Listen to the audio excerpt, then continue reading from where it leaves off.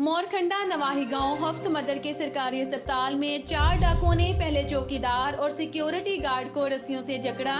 پھر لیبر روم میں ڈیوٹی پر موجود 2 لیڈی ہیلتھ وزٹرز کے ہاتھ پاؤں باندھ کر ان کے منہ پر پٹیاں لپیٹ کر 2 گھنٹے تک مبینہ نازیبا ویڈیوز اور تصاویر بناتے رہے اور تشدد کیا۔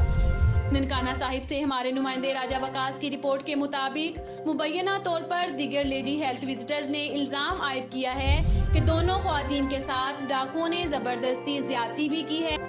اور انتظامیہ واقعے کے اصل حقائق کو دبا رہی ہے۔ واقعے کے خلاف DHQ ہسپتال میں لیڈی ہیلتھ وزٹرز کا احتجاج۔ S P investigation Khalida Parveen نے اپنے اہلکاروں کے ہمراہ متاثرہ 2 لیڈی ہیلتھ وزٹرز کو میڈیا کے سامنے موقف دینے سے زبردستی روک دیا اور بازو سے پکڑ کر کھینچتی رہی اور دیگر پولیس اہلکار میڈیا کے کیمرے بند کروانے کی ناکام کوشش کرتے رہے۔ پولیس نے متاثرہ خواتین ملازمین کا میڈیکل رزلٹ کروانے سے پہلے ہی نامعلوم ڈاکوؤں کے خلاف ڈپٹی ہیلتھ آفیسر کی مدیت میں 4 نامعلوم ڈاکوؤں کے خلاف ڈکیتی کا مقدمہ تھانہ مانگٹا والا میں درج کر لیا۔